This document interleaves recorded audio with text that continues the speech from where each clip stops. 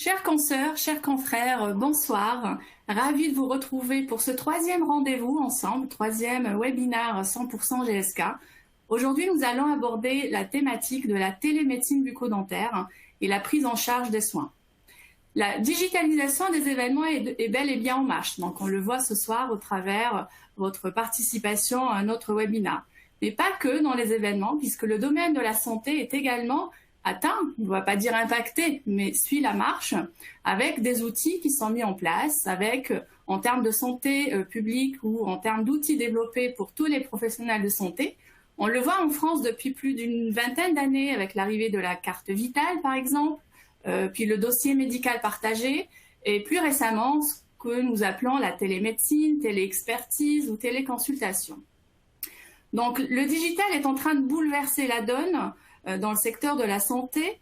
De mon point de vue, rien ne sert donc de refaire la bataille d'Hernani et d'opposer les tenants du présentiel, donc de l'activité en direct au fauteuil face à nos patients, aux participants de la téléodontologie. Les deux formats peuvent coexister, vont certainement s'entremêler, voire même muter. Il est donc nécessaire de s'armer des bonnes connaissances afin d'être prêt d'adopter ces nouvelles pratiques, cette nouvelle activité pour mieux accompagner le patient, mais pas que, pour avoir une activité peut-être plus rentable. Mais pour vous parler de tout cela, ce n'est pas moi qui va le faire, mais nos deux experts qui nous ont fait le plaisir d'accepter de nous partager leur expérience respective. Je nomme le docteur Charles Faroche, qui est chirurgien dentiste et en exercice spécifique à la gériatrie. Bonsoir Charles. Et le docteur Charles Yuan, que je ne vois pas dans la caméra, qui est docteur Lopez Yuan, pardon, j'y arrive, qui est également chirurgien dentiste et membre du comité scientifique de la Société française de la santé digitale. Bonsoir à vous deux. Et merci encore d'être là.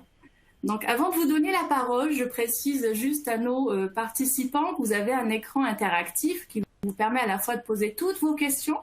Nous prendrons le temps d'y répondre à la fin de la présentation. La possibilité de télécharger les outils, vous inscrire au portail et peut-être les liens que nos intervenants vont partager. Et bien évidemment, l'enquête de satisfaction. Donc, je vous dis bonne présentation et on se retrouve tout à l'heure. À vous, Johan et Charles. Bonsoir, merci à toutes et tous d'être avec nous ce soir pour discuter de ce sujet ô combien passionnant qu'est la téléodonto, la télémédecine en général, et en ce qui nous concerne, nous dentistes, la téléodontologie. Donc, je vais commencer par vous faire la présentation de ce soir en vous fixant un cadre théorique, législatif et réglementaire de ce qu'est la télémédecine, pour savoir précisément ce que c'est, définir les choses. Et puis ensuite, le docteur Faroche va plus vous développer des applications cliniques pratiques. Donc, je ferai la théorie et après, il vous indiquera ce qu'est réellement l'application clinique de la téléodontologie telle qu'on peut l'envisager dans notre pratique quotidienne. Donc, j'ai débuté par la plus récente référence officielle à la télémédecine qui s'applique à l'odontologie. Donc, en date, ce sont les conclusions du Ségur de la santé qui ont été présentées le 20 juillet 2020. Et à la mesure numéro 24, on constate qu'il est le souhait des pouvoirs publics de permettre une prise en charge conventionnelle des actes de télémédecine pour les sages-femmes et les chirurgiens dentistes. Alors, à l'heure actuelle, les décrets d'application ne sont pas encore parus, mais ça ne saurait tarder. Et donc, pour l'instant, la téléodontologie n'est pas encore prise en charge par l'assurance maladie. En effet, les pouvoirs publics sont parfaitement conscients des nombreux bénéfices que la mise en place de la téléodontologie occasionnerait dans notre activité, à la fois pour les patients, pour nous, les praticiens, et dans un sens plus large pour tout le système de soins. Parce que utiliser les technologies de l'information et de la communication à notre exercice, c'est faciliter l'accès aux soins. On l'imagine bien pour les personnes qui sont dans des zones sous-médicalisées, difficiles d'accès, ou les personnes en perte d'autonomie. Ça permettrait bien évidemment d'optimiser et de fluidifier leur parcours de soins, ce qui engendrerait des diminutions de déplacements, des diminutions ou des réductions de coûts de transport. Ça permettrait également en fluidifiant ce parcours, de réduire les délais d'attente et d'identifier plus précocement les pathologies orales, dont nous connaissons bien les problèmes d'effet de boule de neige, la petite carie qui devient une grosse carie, puis qui atteint la pulpe, puis l'extraction. Et donc, ça réduirait l'importance des pathologies orales de nos patients. Ça réduirait aussi, d'un sens plus large, les conséquences sur la santé générale de nos patients, puisqu'on connaît bien aussi les pathologies intercurrentes qui sont en relation avec les pathologies bucco-dentaires, que ce soit les infections focales sur les prothèses articulaires, le diabète et la parodontite, les pathologies cardiovasculaires, et ainsi de suite. Donc un traitement plus précoce et plus fluide du parcours de soins du patient en odontologie engendrerait bien évidemment une réduction des conséquences sur la santé de nos patients. Tout ça, ça occasionnerait des diminutions importantes sur les coûts de soins globaux et pas uniquement odontaux. Et par ailleurs, deux éléments intéressants plus spécifiquement pour les patients qui sont en perte d'autonomie, dont nous verrons qu'ils sont les en première ligne des patients pour lesquels la téléodontologie peut avoir un impact très important. Ça pourrait réduire également les coûts humains, puisque les patients à perte d'autonomie, quand ils sont accompagnés dans nos cabinets pour des consultations, ils sont accompagnés par des infirmières, par des aides-soignantes, et l'on sait combien les établissements médico-sociaux sont souvent en sous-effectif. Donc, ces aides-soignantes et ces infirmières qui n'auraient pas à accompagner les patients pour les consultations pourraient être déployées de façon tout à fait intéressante pour ces structures. Et enfin, ces structures bénéficient aussi alors c'est pour celles pour lesquelles j'ai pu œuvrer et que j'ai pu accompagner, je pense que c'est la même chose pour le docteur Faroche, lorsqu'un projet de télémédecine et ou en particulier de téléodontologie est mis en place, ça permet de fédérer les équipes. Ça permet de former les intervenants, les aides-soignantes, vous les formez à la prise de photos intraorales ou au scanner intraoral ou d'autres choses. Et ça le valorise. Ça valorise leur investissement au sein de leur structure. Et ça permet à la structure aussi de communiquer et de se valoriser auprès de ses patients, auprès des familles et auprès des pouvoirs publics. Donc on voit que le panel et l'éventail de bénéfices attendus par la téléodontologie, il est extrêmement large. Maintenant, je vais rentrer dans le dur des choses et on va passer par une phase un petit peu rébarbative, mais qui me semble absolument nécessaire, parce qu'il faut absolument savoir de quoi on parle. Qu'est-ce que la télémédecine spécifiquement ? La télémédecine, alors on a connu une petite parenthèse avec le Covid, mais la télémédecine, ce n'est pas le fait de recevoir par WhatsApp une photo de notre patient avec sa joue gonflée ou avec sa dent cariée et de lui retourner une ordonnance électronique par la même voie. C'est un choix qui a pu être fait dans certains pays, comme par exemple le Brésil. Il y a des articles très intéressants à ce sujet et ça peut aussi avoir son intérêt dans ces sociétés-là. Mais en France, le choix n'a pas été celui-ci. Pour des raisons de respect des droits fondamentaux du patient, de sécurité de la prise en charge sanitaire et de sécurité du processus technique. Nous y reviendrons. Alors, qu'est-ce que la définition de la télémédecine d'un point de vue juridique ? Il faut se référer à l'article L6316-1 du Code de la santé publique, qui est en vigueur depuis le 27 juillet 2019 et qui nous dit que la télémédecine est tout simplement une forme de pratique médicale. La seule différence, c'est qu'elle se fait à distance et elle est médiée par les technologies de l'information et de la communication. L'article de loi précise une chose qui nous semble de prime abord un peu fourre-tout, mais vous verrez qu'en fait, ce sont des choses tout à fait distinctes. Donc, la télémédecine permet d'établir un diagnostic, d'assurer pour un patient à risque un suivi à visée préventive ou un suivi post-thérapeutique, de requérir un avis spécialisé, de préparer une décision thérapeutique, de prescrire des produits, de prescrire ou de réaliser des prestations ou des actes, ou d'effectuer une surveillance de l'état de santé des patients. Donc, ce qui semble fourre-tout, en réalité, ce sont 5 actes de télémédecine très distincts qui sont énumérés par la loi. La téléconsultation, la téléexpertise, la télésurveillance médicale, la téléassistance médicale et enfin la régulation médicale.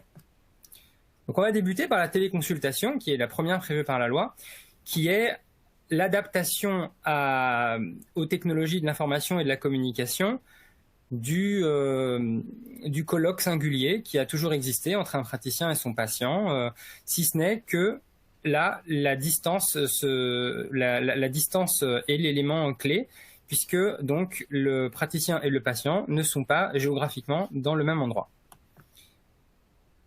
Le deuxième acte de télémédecine, c'est la téléexpertise.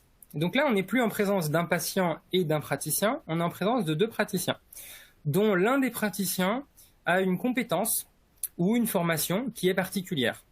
Dans notre exercice, par exemple, ça pourrait être un omnipraticien qui transfère à un orthodontiste des documents tels que des radiographies, des photographies intraorales, des moulages, pour avoir un avis spécifique, une expertise spécifique de la part de son confrère qui a des compétences particulières. La télésurveillance médicale, c'est une modalité qui nous touche un peu moins pour l'instant, qui est une modalité qui a surtout été inventée et utilisée pour le suivi des maladies chroniques. Donc en pneumologie, en néphrologie, en cardiologie. Elle permet aux professionnels de santé d'interpréter à distance des données médicales qui sont recueillies sur le lieu de vie du patient. Donc c'est très intéressant de savoir sur le lieu de vie du patient quelles sont les données médicales d'intérêt dans une spécialité donnée qui permettent de suivre au long cours une maladie chronique. Donc il y a un élément intéressant à savoir sur la télésurveillance médicale, c'est que l'enregistrement et la transmission des données peut être automatisé. On pourrait imaginer dans notre profession des applications de la télésurveillance médicale au suivi des parodontopathies, en particulier l'application des bonnes mesures prophylactiques. On pourrait aussi envisager le suivi d'un traitement orthodontique.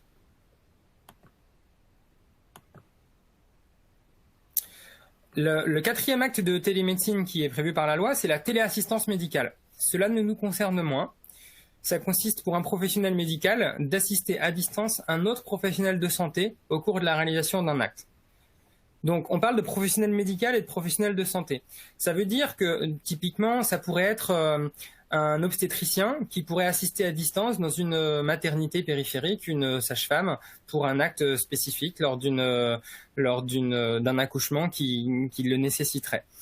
Mais comme on fait appel à un professionnel de santé et pas nécessairement un professionnel médical, on pourrait aussi imaginer un médecin qui assisterait à distance une infirmière, voire une aide-soignante, dans le cadre de réalisation d'actes spécifiques.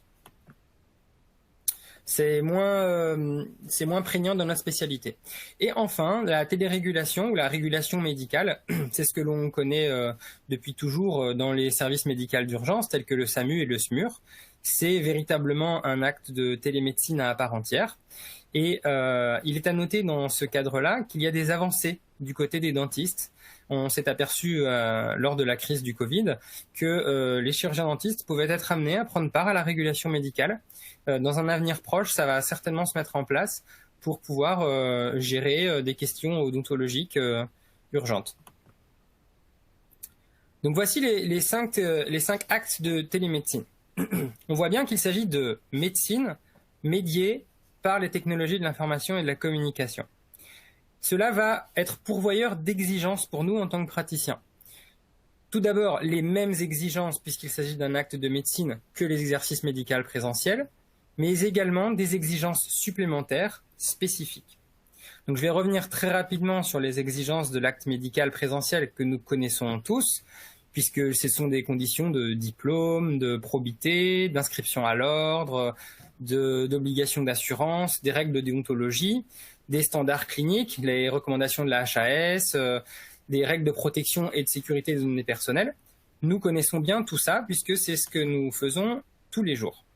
En plus de ces règles et de ces exigences, la téléodontologie va nous imposer des exigences spécifiques aux technologies de la communication et de l'information. Tout d'abord, vous avez certainement dû entendre parler de la RGPD et de la PGSSI-SI. Bon, je vais passer assez rapidement, mais il faut savoir qu'en fait, ce sont des lois qui exigent de notre part que toute information se rapportant à une personne physique identifiée ou identifiable, donc toutes les informations que nous détenons sur nos patients, soient de façon très sécurisée conservées sur les serveurs et des serveurs spécifiquement agréés.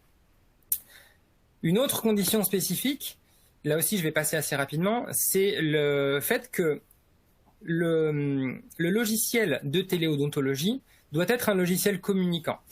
Je vais passer sur tout un tas de choses, mais l'élément fondamental qu'il faut conserver en mémoire, c'est qu'en fait, il faut que les comptes rendus des actes de téléodontologie soient versés ou puissent être versés dans le dossier médical partagé du patient. C'est fondamental et ça nécessite donc que le logiciel qui soit utilisé soit un système communicant et qui soit en conformité avec le cadre d'interopérabilité. En réalité, il ne faut pas se faire non plus une maladie de ces exigences spécifiques, parce que c'est exactement pareil que pour nos logiciels professionnels, qui sont ceux que nous utilisons au cabinet. En réalité, toutes ces normes s'appliquent déjà à ces logiciels, que ce soit pour conserver nos données, pour conserver les radiographies, le fait d'utiliser sa carte CPS et de s'authentifier de manière sécurisée. Voilà. En réalité, ces exigences incombent aux fournisseurs de logiciels que vous utiliserez dans le cadre d'une activité de téléodontologie. In fine, vous en êtes le garant en dernier ressort, mais c'est à eux de les mettre en place. D'accord ? En revanche, il y a des exigences spécifiques qui vont s'appliquer au chirurgien dentiste, au praticien qui va réaliser les actes de télémédecine. Mais là encore, c'est exactement pareil que ce qu'on fait habituellement. Il s'agit de protéger l'accès à nos locaux pour que les données ne puissent pas être accédées frauduleusement. Sécuriser l'accès aux postes informatiques avec des verrouillages par mot de passe. Gérer les habilitations, ça encore une fois, c'est l'histoire de la carte CPS et de l'authentification de tous les intervenants qui vont avoir accès à ces données. De la traçabilité des accès avec des logs. Et aussi de la gestion des incidents, puisqu'il faut savoir gérer et noter lorsqu'il y a eu un accès frauduleux, lorsqu'il y a eu une utilisation abusive des données. Donc, comme j'ai pu vous le peindre, on peut constater que la téléodontologie va s'adresser en premier lieu à des populations spécifiques, telles que les personnes en situation de handicap, en perte d'autonomie, les personnes qui sont sous main de justice et qui n'ont pas non plus la possibilité d'aller et venir à loisir, les personnes qui sont en zone de sous-densité médicale, toutes les populations précaires. Mais en réalité, si l'on réfléchit bien à la question, c'est toute la population générale qui sera concernée par cet avenir de la téléodontologie. Et en miroir, c'est également à tous les praticiens, nous tous, que nous soyons hospitaliers, hospitalo-universitaires ou libéraux, qu'incombera la responsabilité de pratiquer la téléodontologie dans un avenir proche, puisque ça deviendra, de la même manière que maintenant nous utilisons nos logiciels spécifiques, ça deviendra une modalité de traitement de nos patients. Je vais maintenant laisser la parole au docteur Faroche, qui va, comme je vous l'ai dit, vous indiquer plus spécifiquement quelles sont les applications qu'on peut avoir en téléodontologie. Je vous remercie. Ok. Merci Johan. Donc moi je vais effectivement avoir une approche un peu plus pratique, moins théorique et réglementaire que ce que Johan a pu avoir depuis le début. Simplement pour repréciser, effectivement, donc Rima m'a présenté en tant que dentiste avec un exercice orienté en gériatrie. Je suis aussi le directeur d'une entreprise médicale qui propose des services de téléodontologie. J'en suis le fondateur et le directeur médical aujourd'hui, et ça s'appelle Lovis. Et donc c'est avec un œil à la fois d'industriel et donc d'éditeur de logiciels qui a toutes les responsabilités, d'une part de vous fournir tous les éléments pour que vous soyez en règle, et d'autre part avec l'œil de praticien sur la mise en place et le respect de la déontologie, enfin tout un tas de facteurs que je peux avoir. Donc il y a effectivement une espèce de précision à faire là pour que les gens comprennent bien de quoi on parle. Donc moi je pense qu'il est important quand on parle de télémédecine de bien recentrer l'objectif principal de tous ces outils. Johan l'a dit à 2 reprises, mais c'est d'abord et surtout centré sur le patient. C'est-à-dire il faut réussir à répondre à un besoin identifié ou non par le patient, mais qui va dépendre de lui, de sa situation. Est-ce qu'il est issu d'un milieu défavorisé, privilégié? Est-ce qu'il est dans un désert médical? Est-ce qu'il est dans une grande ville où on peut avoir un rendez-vous en 15 jours? Quel est son besoin? Est-ce qu'il est connu? Est-ce qu'il n'est pas connu? Est-ce qu'il a une demande précise? Enfin, c'est le quotidien qu'on connaît quand un patient vient nous voir, parce que soit c'est pour une routine, soit c'est pour un bilan, et dans ce cas-là, même votre approche au quotidien en tant que libéral n'est pas toujours forcément le même. Et donc, il faut faire attention un petit peu à la discordance qu'il y a sur le marché, surtout quand on parle de médecine. Il y a tout un tas d'éditeurs finalement qui vont proposer tout un tas de services avec un niveau de service rendu aux patients qui ne sera pas toujours le même. Et donc, c'est un petit peu ça qu'on va essayer de voir. Le service rendu au patient, il va dépendre de plusieurs facteurs. L'outil qui est utilisé, est-ce que c'est le patient lui-même qui renseigne des données? Est-ce qu'il y a quelqu'un d'autre qui l'assiste? Est-ce que cette personne est qualifiée? Enfin, c'est tout un tas d'éléments qu'on va voir. Mais du coup, il faut bien se méfier à pas, je dirais, les dérives dont je veux parler, c'est à pas s'imaginer rendre un service à un patient à distance de la même manière, indépendamment de l'outil qui est utilisé. Et donc, c'est en ça que je pense que la régulation sur le remboursement des prises en charge peut faire sens pour éviter toute dérive massive d'un gros éditeur de logiciels, pour ne pas en citer, mais qui saurait faire de la téléconsultation en masse sans pour autant qu'elle ait un réel sens et un réel bénéfice pour le patient. Donc les moyens, les limites, je les ai plus ou moins un peu évoqués, mais voilà, on va les revoir rapidement. Il y a le téléphone.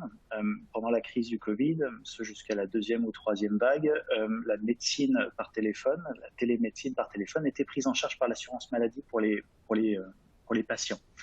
Ça a rapidement plus été le cas. C'était en situation de crise. Ça l'a rapidement plus été.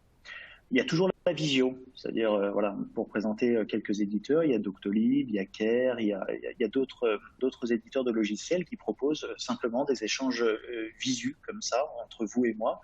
Et puis, voilà, si le besoin du patient il se trouve dans la bouche et qu'il a besoin d'un peu plus de précision, ça fait pas forcément sens que l'assurance maladie rembourse ce genre d'acte.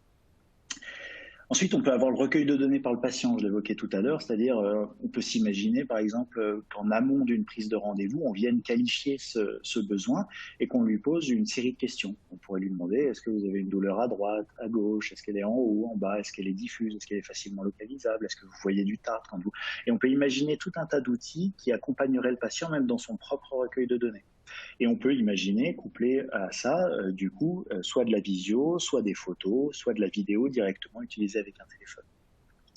Et après, on peut avoir le recueil de données. Alors, ce que j'entends par recueil de données, je le précise, mais ça peut être le remplissage d'un schéma bucco-dentaire, ça peut être la qualification pré-rendez-vous, ça peut être tout un tas de questions qu'on pourrait poser en amont de la séance de soins.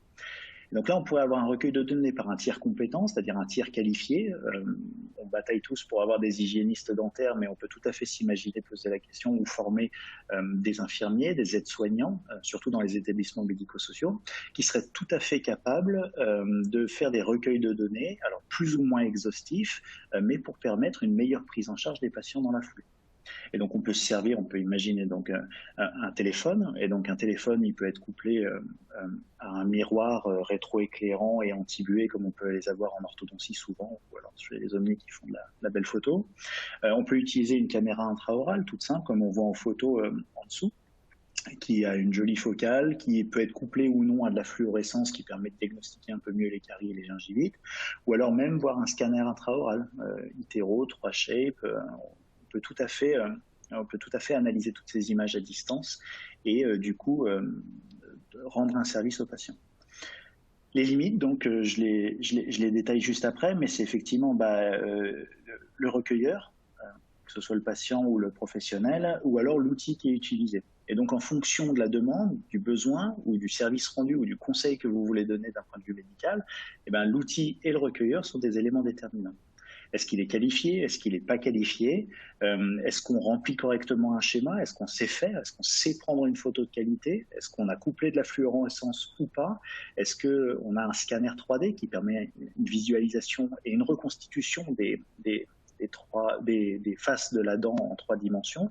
Et en fait, si vous voulez, on va avoir un service rendu qui, en fonction de la demande, en fonction du besoin, sera de plus en plus performant que le recueilleur et la machine sont performantes. Et après, du coup, on peut coupler l'analyse de ces images, l'analyse de ces données avec des algorithmes qui permettent, en plus de ça, de rendre rentable l'activité pour un dentiste. Parce qu'au-delà du service rendu, les chirurgiens dentistes ont un cabinet à faire tourner. Et si cette pratique n'est pas quelque chose qui est rentable d'un point de vue économique, c'est pas quelque chose qui va être déployé. On le voit bien, même pendant la crise, je veux dire, les dentistes ont fait de la télérégulation au téléphone, mais personne ne s'est inscrit véritablement sur les plateformes de visio. Il y en a eu quelques-uns, mais moi, par exemple, en tant qu'industriel, je suis sollicité par les gros industriels pour me demander comment ça se fait que les dentistes s'inscrivent pas dessus ou pourquoi ils n'ont pas le même taux de succès avec nous. Donc là, on voit effectivement les écarteurs, les photos qui peuvent être faites. Et donc la rémunération, effectivement, sur ce volet-là.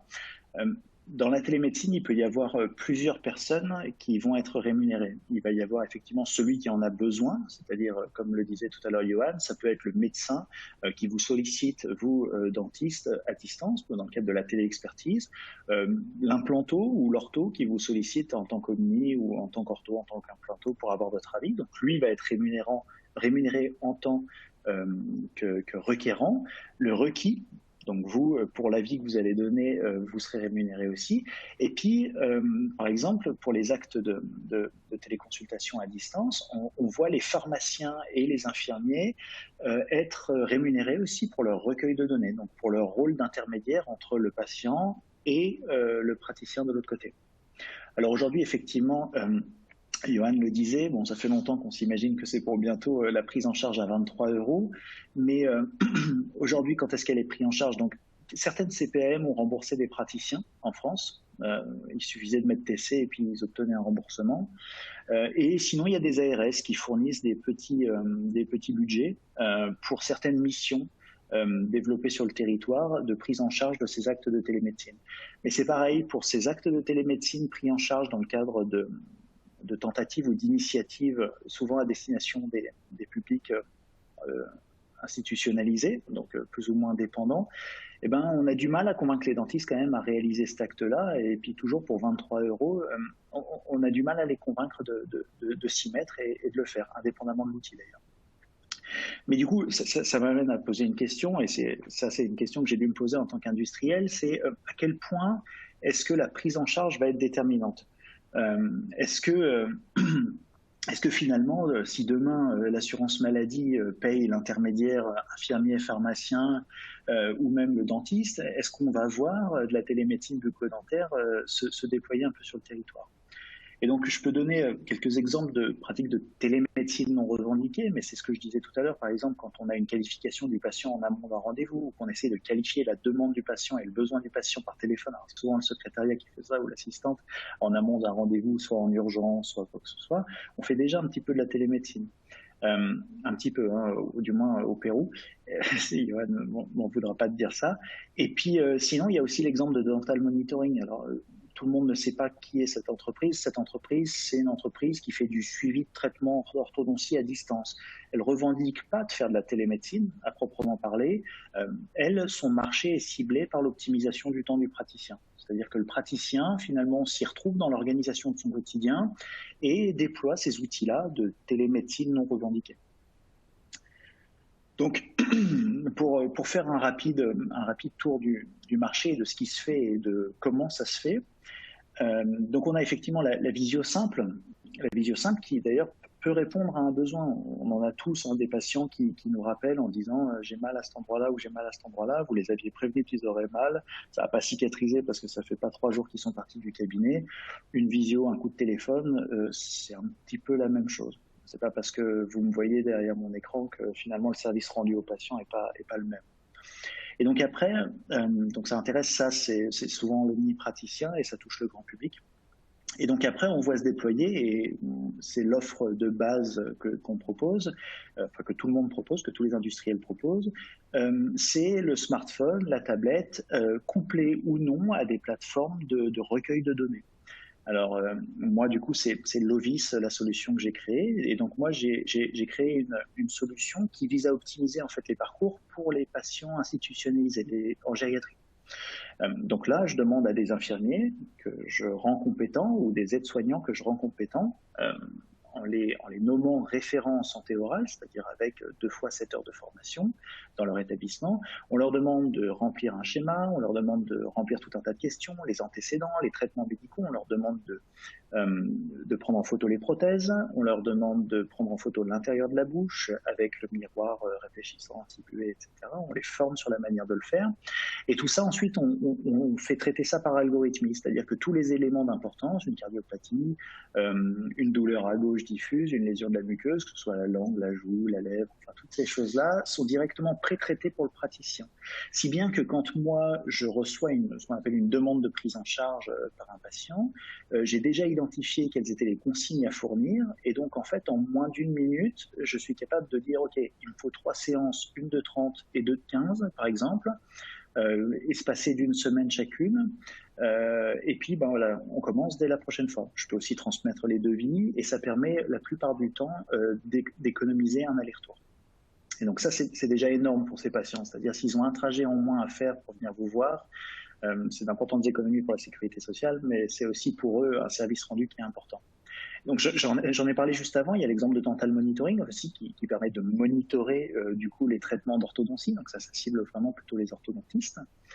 Et donc les publics finalement, ça peut être de l'Omni, qui prendrait en charge des personnes en EHPAD, en SIAD, l'Omni toujours qui prendrait des gens handicapés, en gériatrie, et les orthodontistes aussi, du coup avec des... Il y a aussi la caméra intraorale. Alors la caméra intraorale, on monte un petit peu en qualité, je dirais, de recueil de données, puisqu'elle va coupler de la fluorescence. C'est-à-dire qu'en gros, on va avoir une acquisition où on va pouvoir vraiment aller viser n'importe quelle phase de n'importe quelle dent, couplée avec de la fluorescence, ce qui a l'avantage, qui présente un des avantages cliniques, c'est de pouvoir un peu mieux voir les caries et un peu mieux voir les gingivites. Donc c'est pareil, si vous voulez, l'outil, il a ses limites. Bien sûr, mais couplé avec les bonnes choses, avec un peu d'algorithmie, finalement, on monte en gamme dans le service qu'on peut rendre aux patients. Alors, aujourd'hui, par exemple, la solution IDAN, qui est un projet universitaire, à l'origine universitaire, qui est devenu une entreprise issue de Montpellier, elle intéresse effectivement, comme le docteur Lopez le disait, donc c'est les prisons, les EHPAD, le grand public au travers de CPTS éventuellement, c'est-à-dire au travers d'endroits où on peut pratiquer de la télémédecine et où on peut avoir des avis médicaux, les écoles, les plateformes pétrolières, ce sont des endroits en fait dans lesquels le niveau de service rendu est un peu plus cohérent, je dirais, avec le besoin.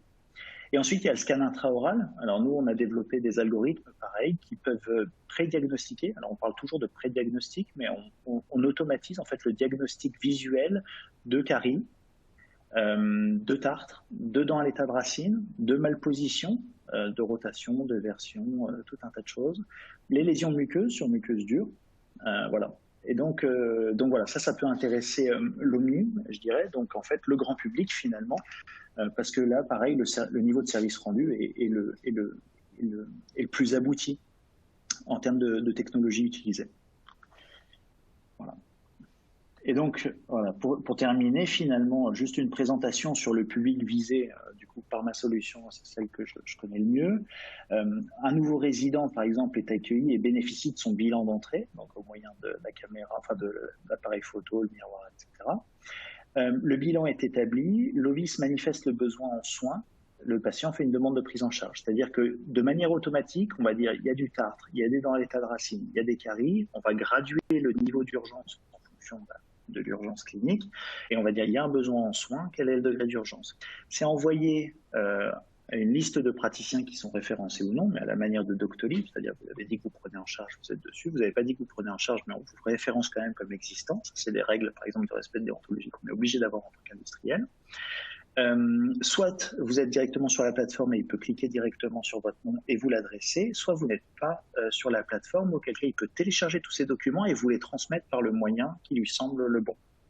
Et donc il peut garder son praticien traitant comme il pourrait en avoir un autre, qui aurait des accessibilités, par exemple PMR, que le praticien n'aurait plus, ou enfin pour X ou Y raison. Moi, j'en vois tous les jours des praticiens qui ne peuvent plus suivre leurs patients faute d'accessibilité, faute de moyens techniques aussi. Pas avoir le méopa, pas avoir 2 assistantes des fois pour faire un peu de contention, enfin tout un tas de choses. Et donc une fois que les demandes de prise en charge ont été acceptées, il y a les prises de rendez-vous, il y a la séance de soins qui est faite dans la foulée, et il y a un compte rendu qui est établi directement sur la plateforme et qui peut être réintégré du coup dans le dossier patient au quotidien, qui a son importance une importance capitale dans ces établissements. Donc voilà, c'était pour la petite présentation de fin. Merci à vous, Dr Charles Faroche et Dr Johan Lopez. Avant de répondre à vos questions, donc j'ai une présentation à vous faire et vous partager et vous rappeler également la gamme de nos produits. Donc l'innovation est également au cœur de notre vision, la vision de GSK que nous souhaitons mettre en place afin de vous accompagner au quotidien, non pas au travers de la télémédecine, mais de la télévisite ou de la visite à distance. GSK a mis... Voilà, vous me dites, la slide elle passe. Donc GSK met à votre disposition un outil, un service qui vous permettra de contacter un délégué médical GSK afin de vous tenir informé entre deux visites, par exemple. S'il y a une nouveauté, ça serait bien que vous soyez au courant, qu'elle soit remontée par le patient, par exemple. Donc, il serait important que vous soyez les premiers à être informés des nouveautés qui seront mises sur le marché, bien évidemment, pour accompagner vos patients. Il y a également le fait que la visite à distance vous permettra ou nous permettra de mieux nous intégrer dans vos agendas qui restent assez chargés, notamment avec l'arrivée du RAC 0. On sait que l'activité est très intense, vous permettant ainsi de proposer à nos délégués GSK le créneau qui vous conviendra. Les besoins en échantillon, on sait que c'est une demande assez fréquente, assez régulière. Le délégué vous visite aller en moyenne 2 fois à l'année, entre 2 visites. Je pense intéressant pour vous de vous fournir en échantillon. Et c'est la visite à distance qui vous permet de décrocher peut-être, certainement, une commande supplémentaire de nos produits. Le contexte actuel fait qu'il est essentiel, si on peut l'éviter, éviter les contacts peut-être, éviter qu'il y ait un nombre important dans les salles d'attente et éviter d'accroître le risque sanitaire lié à une éventuelle contamination, peut-être au Covid, et pas que, parce qu'il y a la grippe également qui peut arriver et tout ce qui est lié aux infections qui peuvent être contaminantes pour votre équipe. Donc la visite à distance a l'avantage, voilà, donc nous avons une barrière réelle face à cela.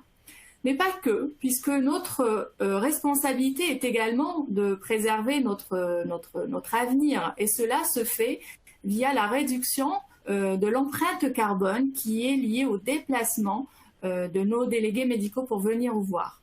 Je vous rassure, la visite à distance n'a pas pour objectif de remplacer les visites qui se font en présentiel au sein des cabinets. Il s'agit bien d'un contact supplémentaire pour maintenir le lien, voilà, ou pour nous faire part de vos besoins auxquels nos délégués médicaux répartis sur tout le territoire national se feront un plaisir d'y répondre.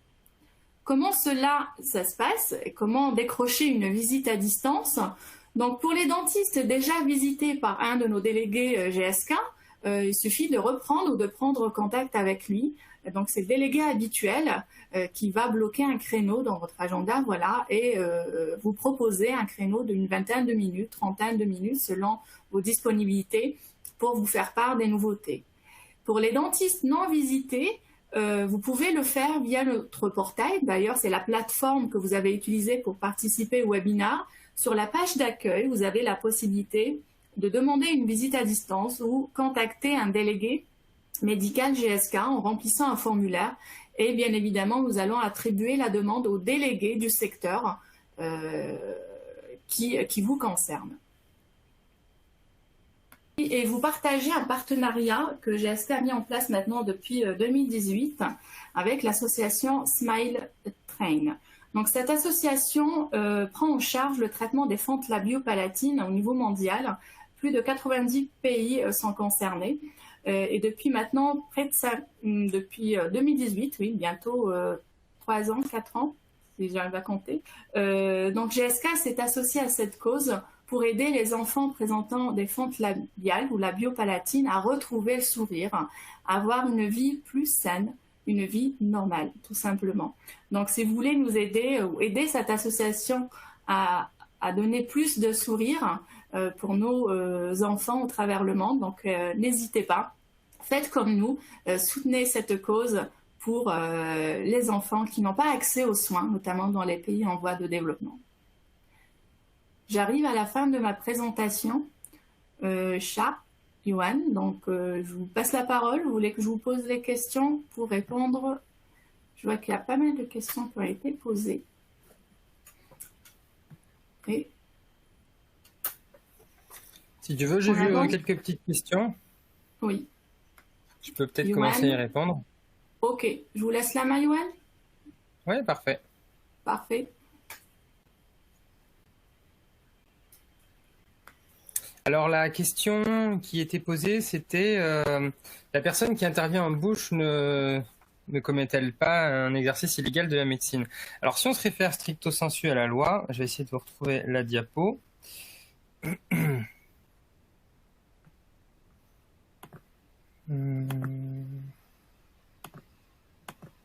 Voilà.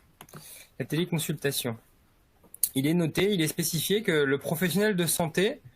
un professionnel de santé peut être présent auprès du patient et, le cas échéant, assister le professionnel médical au cours de la téléconsultation. C'est bien cette personne-là qui va recueillir les données médicales. Là, on est en général, comme dans le cadre de ce qu'exerce le docteur Faroche, avec des patients institutionnalisés et donc du personnel médical qui peut être présent au cours de la consultation ou préalablement à cette consultation pour recueillir toutes ces données médicales, et c'est prévu par la loi. La deuxième question, c'était n'est-ce pas chronophage?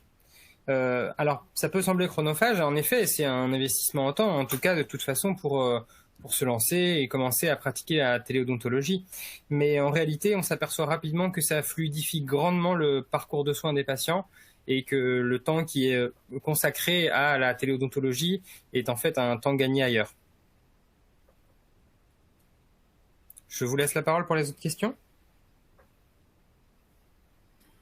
Oui, si vous voulez. Donc, j'étais justement en train de trier, de reprendre donc depuis le début. Concernant le replay, oui, il y aura bien un replay, donc je pense dès demain, vous pouvez le visionner. Donc, l'examen clinique est toujours dépendant de la compétence du clinicien ou du dentiste. Je pense que c'est pour vous, Yohan ou Charles. Je veux bien y répondre. Oui, je suis entièrement d'accord. C'est-à-dire, il y aura autant de plans de traitement qu'il y a de praticiens probablement pour un patient donné. Il y aura autant d'avis différents sur le pronostic, sur la manière de le présenter qu'il y aura de praticiens vis-à-vis de patient. L'idée, si vous voulez, c'est de trouver un équilibre avec la personne qui fait le recueil de données.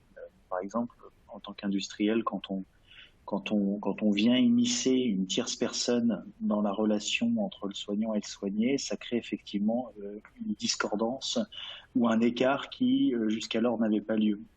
Mais quand les fonctions, par exemple, du recueilleur de données sont bien définies et que le recueilleur de données devient un recueilleur fréquent du praticien, un petit peu à la manière du prothésiste, cet échange peut être fait d'une manière très qualitative. Donc effectivement, si l'examen clinique, si la relation en fait entre le patient et le praticien, elle est un peu dénaturée, ça change pas que le bénéfice est largement en faveur du patient, et ce même s'il y a une tierce personne qui intervient. Donc, j'ai réagrémenté un petit peu la réponse à la question, mais au moins ça apporte une petite éclaircie. Téléconsultation non prise en charge en France ou ARS 23 €, qu'est-ce que cela veut dire? Ça veut juste dire qu'aujourd'hui, la sécurité sociale ne rembourse pas les 23 € pour une téléconsultation lorsqu'elle est faite par un chirurgien dentiste. Simplement, certaines ARS bénéficient de crédits qu'elles attribuent à des projets qui, donc dans des cadres expérimentaux, certains praticiens sont rémunérés pour cet acte-là, mais simplement pour l'expérience et pour pouvoir permettre de mesurer les bénéfices de l'expérience. Sur la plateforme pétrolière, il y a des gens dessus qui sont relativement isolés par l'eau déjà, et du coup le service rendu, il peut être d'apporter un conseil à un médecin qui serait éventuellement équipé d'une mallette, ou simplement un infirmier quand une urgence bucco-dentaire ne nécessite que les 3 grammes d'amoxicilline pendant 6 jours. c'est déjà un service rendu pour le patient. Et donc, ça permet en fait de faire face à l'isolement dans l'urgence.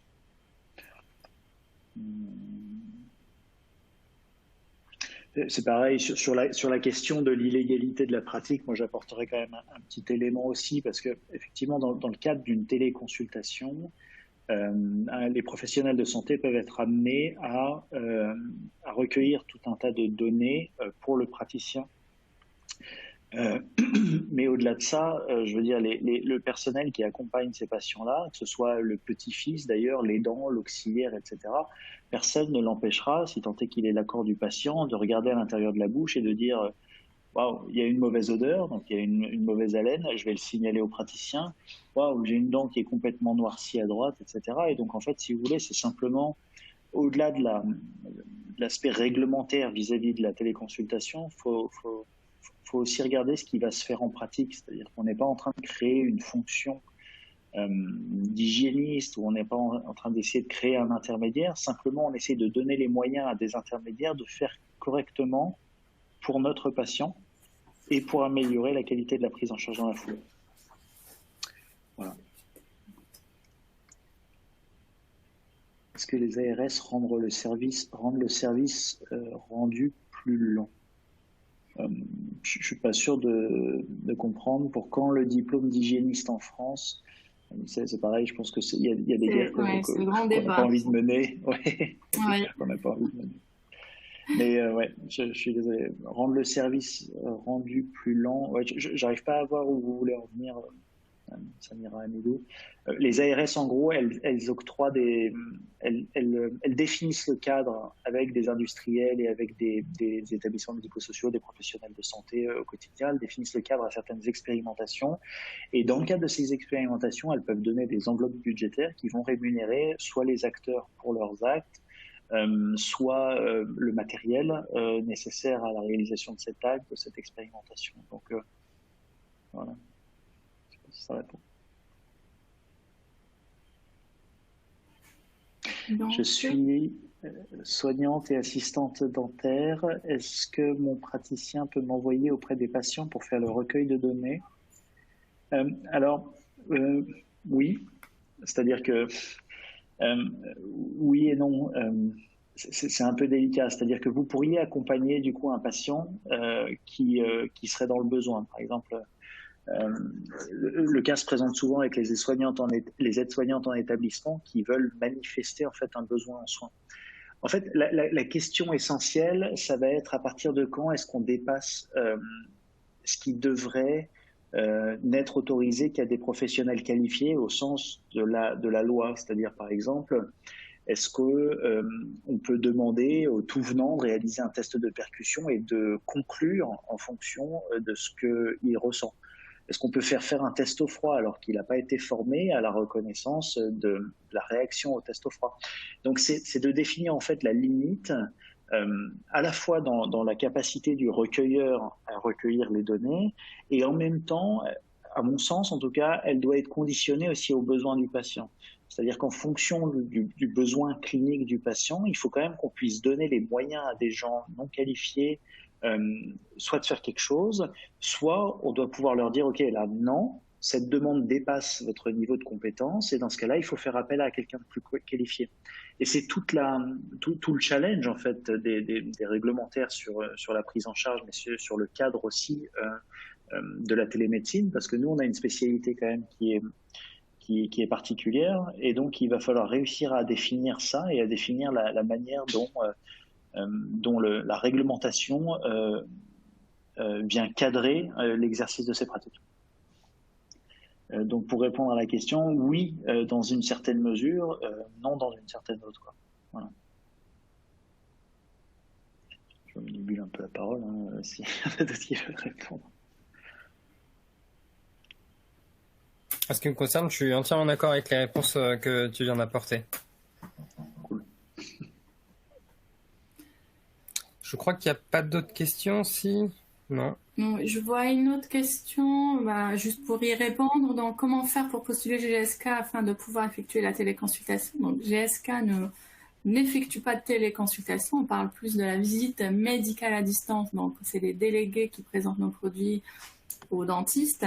Par contre, je pense que Dr Faroche, qui est créateur de la solution Lovis, peut-être peut vous répondre. Est-ce qu'il y a à date des services proposés dans ce domaine ou pas? Oui, alors il y a effectivement, nous aujourd'hui, chez Lovis, on revendique pas d'acte médical pour l'instant. On fait pas le choix en tant qu'industriel de revendiquer des actes de télémédecine par crainte en fait de les voir modifiés par le cadrage réglementaire justement et des limites en fait du recueilleur et de la technologie à utiliser pour pouvoir pratiquer à proprement parler de la télémédecine. Nous aujourd'hui on utilise la technologie à la manière de dental monitoring, c'est-à-dire on fait du numérique en santé quoi. On va permettre au praticien de gagner du temps sur son activité, de gagner en rentabilité et d'augmenter la qualité du service rendu aux patients en diminuant le nombre d'alertes. Donc ça c'est spécifique à la gériatrie et au handicap. Mais voilà. Je vois qu'il y a une dernière question, je pense, pour moi. C'est écrit pour tout à fait question hors sujet. Quel est le parcours à suivre pour un exercice exclusif en gériatrie? Je suis étudiant, j'aimerais me spécialiser dans cette branche. Il y a déjà se manifester pour dire qu'on existe. Et puis après, nous, on propose des formations de sensibilisation aux praticiens et aux étudiants, justement, de 5e et de 6e année qui le souhaiteraient. Et donc, c'est essentiellement une formation clinique où je présente aussi l'intérêt de l'outil et de la plateforme sur la population cible, la gériatrie. C'est-à-dire quel est l'apport aussi d'aller au-delà en fait de ce qui se passe dans le cabinet pour cette patientèle-là. Une patientèle qui a des besoins spécifiques, qui est accompagnée spécifiquement au quotidien, et donc en fait notre rayonnement en fait en tant que spécialiste, je dirais, dans ce domaine-là, doit aller jusqu'au domicile du patient, ou du moins doit aller jusqu'aux personnes qui les accompagnent au quotidien.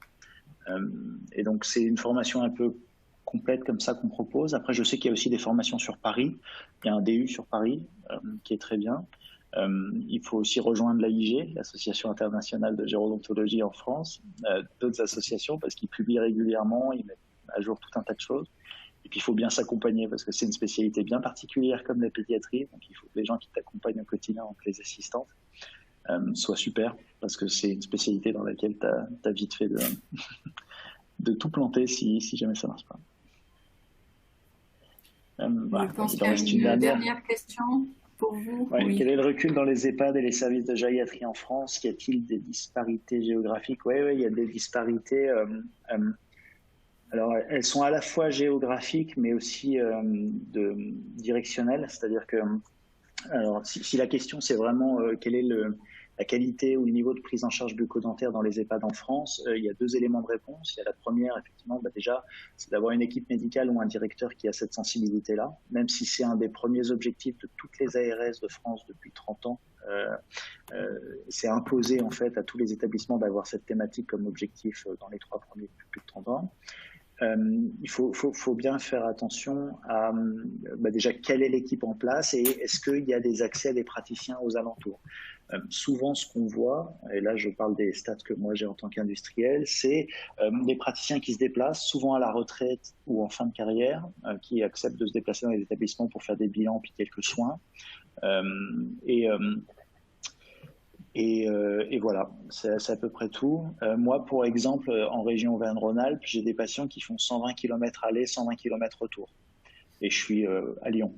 Donc même pour une ville comme ça, j'arrive à bien mesurer en fait l'étendue de cette activité-là et les soucis en fait d'accès aux praticiens. Et donc une des solutions aussi qui est apportée par la plateforme, c'est de qualifier le praticien et de le qualifier en fonction de son plateau technique. C'est ce que je disais, est-ce qu'il a 2 assistantes, est-ce qu'il en a qu'une, est-ce qu'il y a des accès pour les personnes à mobilité réduite, est-ce qu'il y a le méopa.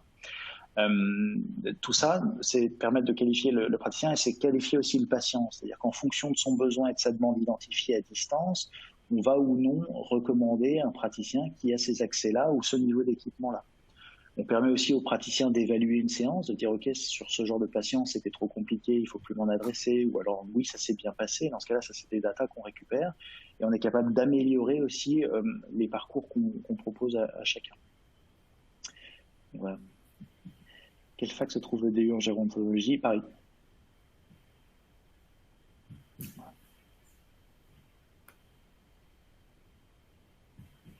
Mais pour rentrer plus dans le détail, parce que je vois que je monopolise un peu la parole, je fais une conférence le 15 novembre dont le lien est disponible soit sur Facebook, soit sur LinkedIn. Et je fais un tour d'horizon de la santé orale du senior. Il y aura des médecins coordinateurs, des directeurs, des dentistes. Donc vous pouvez vous inscrire et ça évitera de polluer le On24 de GSK. Avec plaisir, Charles. Cool. Vous nous inviterez. Oui. Et je pense qu'il y a des DU à Montpellier, si je ne me trompe pas. Yoann, peut-être que vous avez plus d'infos là-dessus. Alors, en l'occurrence, une formation dédiée à la télémédecine, il y a le DU de télémédecine. Donc, c'est un diplôme interuniversitaire que nous avons tous les deux fait, le docteur Faroche et moi. Et donc, il y a plusieurs facs. Il y a Bordeaux, Paris, Lille, Montpellier et Grenoble, me semble-t-il. Je sais plus. Et donc c'est assez large en fac puisque c'est un DU et c'est très complet. C'est le diplôme de référence en France de formation à la télémédecine.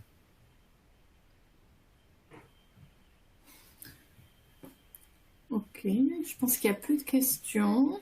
Donc, j'espère que nous avons répondu à toutes les questions. Bon, normalement, oui.